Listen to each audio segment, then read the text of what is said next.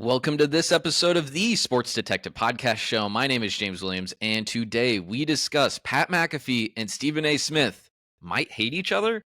Why are we talking about this? So there was a article that came out in the New York Post earlier this week, and basically the headline of it is that Pat McAfee called Stephen A. Smith a mother effer over a phone call over this project that Stephen A. Smith and his company is working on that's going to air on ESPN.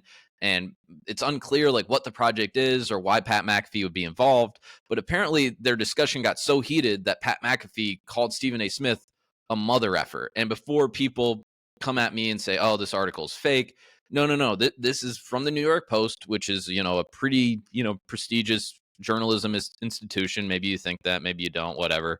I don't care what you think. But they reached out to Stephen A. Smith and Pat McAfee, who both responded. Both of them basically said, and we'll get to those quotes here in a second, that they're both cool with each other, but neither of them denied that they had an argument. Neither of them denied that. So we'll go ahead. This article I'm showing you isn't from the New York Post. It's from Awful Announcing, but it's a lot shorter than the New York Post article. I did read the New York Post article, but this kind of like gives us kind of the meat of what we want to talk about here. So we'll go ahead, read this article, gives you all the details that you need to know, and then we'll kind of talk about it a little bit further. So Pat McAfee reportedly called Stephen A. Smith a mother effer in a heated argument. Okay, so let's start off here. Just last month, Stephen A. Smith made it clear that there isn't a bigger fan of Pat McAfee's at ESPN than himself. The behind-the-scenes relationship between ESPN's two biggest stars, however, appears to tell a different story. According to Ryan Glass-Steagall of the New York Post, McAfee and Smith were recently sorry, I wanted to make sure it was on the screen. According to Ryan Glass-Steagall of the New York Post, McAfee and Smith were recently involved in an explosive argument with the former All-Pro punter, calling the First Take host a mother effer. Per Glass-Steagall, the dispute stemmed from creative differences regarding a yet-to-be-announced project with Smith, which will be produced by his production company and air on ESPN. It's not exactly clear from the Post what element of the project McAfee and Smith didn't agree on and why McAfee would be involved in Smith's production in the first place, or why things escalated so severely. The argument occurred several weeks ago, with the Post initially hearing that Smith banned Pat McAfee from future appearances on First Take. Reached by the Post, both McAfee and Smith denied that such a ban is in place and downplayed any bad blood between each other. I have nothing but love for Stephen A., McAfee told the Post via text message. I think I'm still welcome on First Take. I was scheduled to come through football season to join on Tuesdays. Hopefully next year that'll happen as well. Pat McAfee and I have no issue, and the notion that he'd be banned from First Take is BS, Smith told the Post via email. We are number one, and he has absolutely contributed to us remaining number one. McAfee was asked to come on to each Tuesday through the Super Bowl, and he did just that, kicking ass each time he came on air. So he hasn't been on for like several weeks. It's because, at least according to them, that it's because they only had him on for football season. You can believe that to be true. You can believe that. I'll leave that up to you. I do think that is true, though. I do think that they didn't ask him to come on after the Super Bowl. I think it's more of a football related thing than necessarily any sort of argument between them. So I do agree with them on that, or not agree with them. I do believe them on that. Pat McAfee and I have no issue, and the no to be banned from First Take is BS. Oh wait, we already read that. Smith added, if McAfee wants to be on First Take next season, he will be on First Take. I love winners, and McAfee has proven he wins, which helps me win. I don't know how many times I have to tell folks that he's trailblazed the path into a new era for so many of us. I'm grateful to have him as a part of my team and the ESPN family, and I'm looking forward to having him on for years to come. I sincerely hope that I will not have to repeat myself on this nonsense again.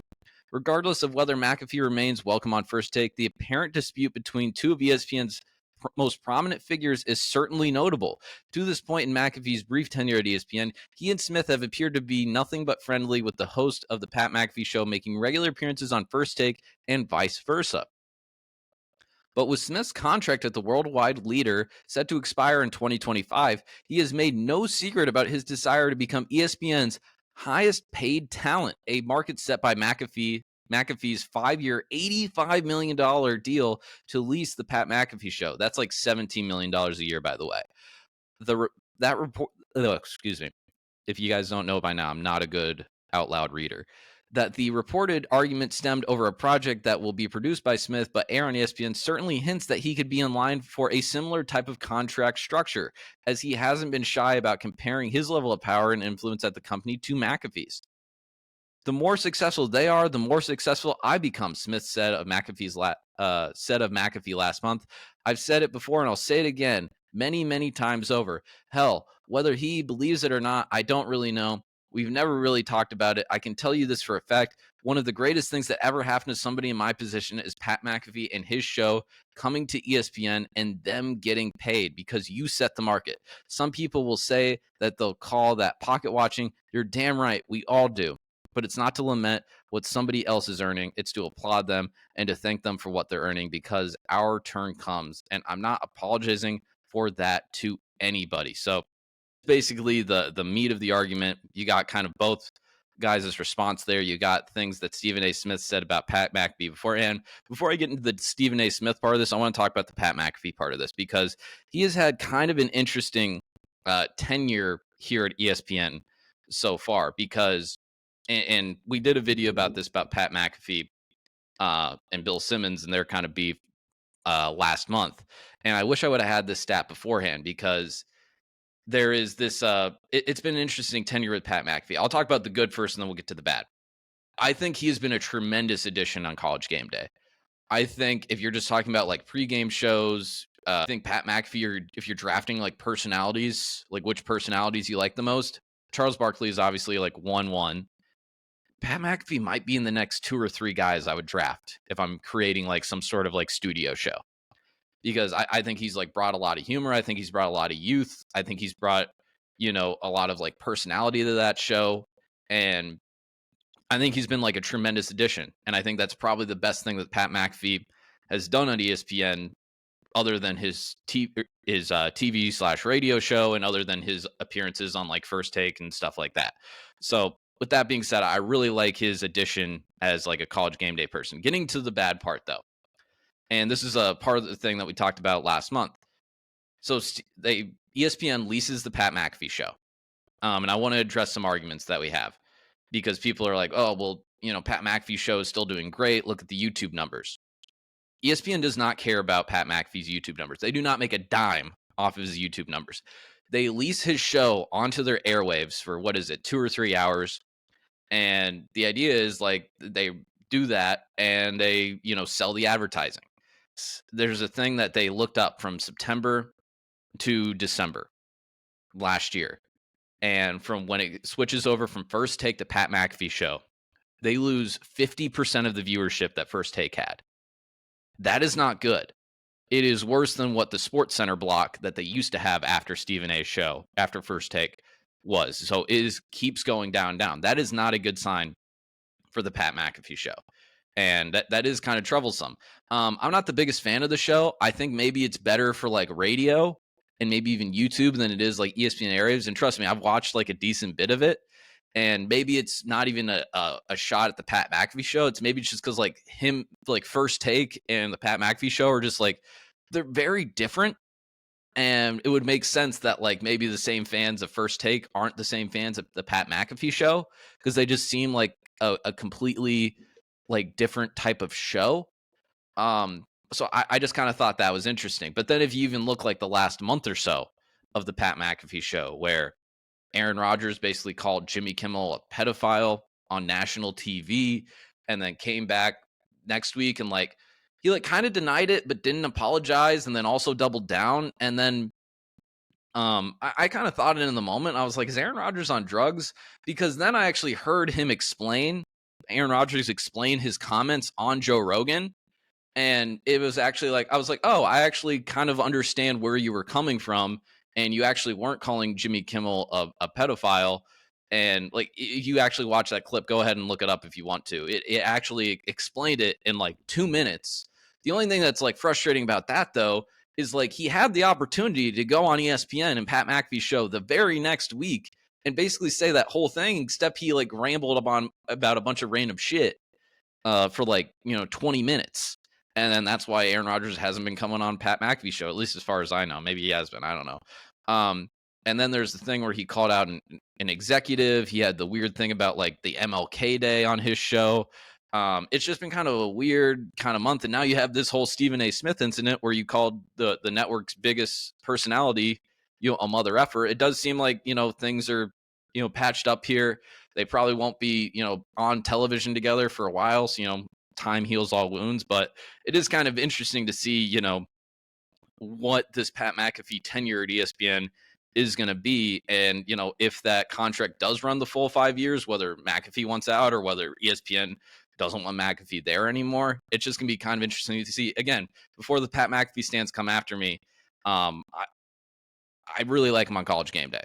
I'm not necessarily the biggest fan of his radio show, but those are just facts that I laid out. Now, getting to the Stephen A. Smith part of this, because he has said this multiple times before, and we did a video about this maybe like 2 months ago, where Stephen A. Smith is very much focused at ESPN of becoming the highest paid personality. He doesn't necessarily care what certain number he wants, but he wants to be the highest paid personality. And after kind of going over a lot of this Pat McAfee stuff, especially just kind of doing the research for this video, I think he will get it.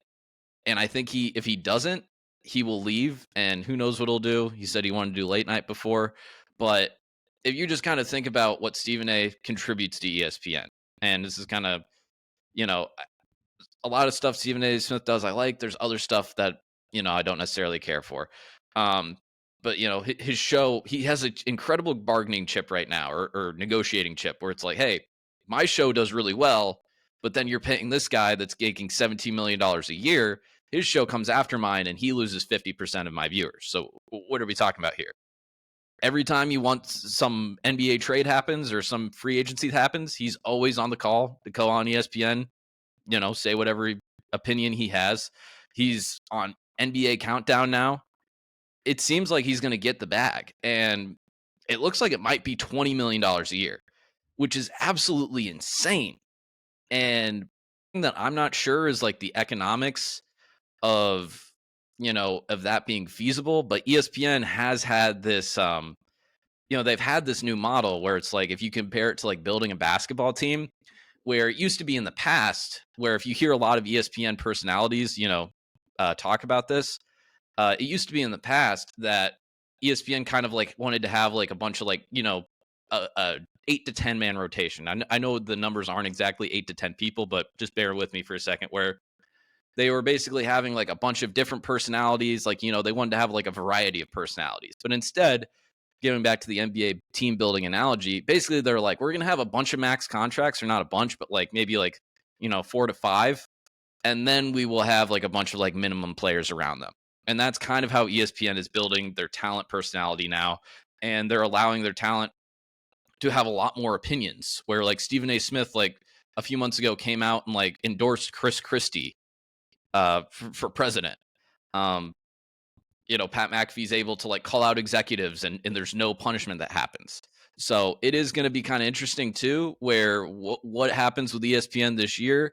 Is this a good decision for them? Is this a bad decision for them? And we'll just kind of see what happens. I don't know what the economics mean for them. I don't know what's a good deal or what a bad deal. I'm not, well versed in that part of it, but I just think all of that stuff's kind of interesting. And I think this whole story here is kind of interesting, what it means for how ESPN structured, how they, put out their content and what they put on their airwaves, and, how much they pay people for that type of content. So there you have it, guys. That's going to do it for this video. Thank you very much for watching. If you got this far in the video, please throw me a like if you enjoyed it. Maybe leave a comment on your thoughts. Maybe, give me a sub. Please give me a sub. Really helps us out in the algorithm the more subs we get. We talk college football, NBA, NFL. We talk about college basketball, sports media stuff. We've been talking a little bit of baseball too, kind of that A's story that's been going on. So thank you very much for watching. Give me a like, give me a sub. I'll talk to you next time.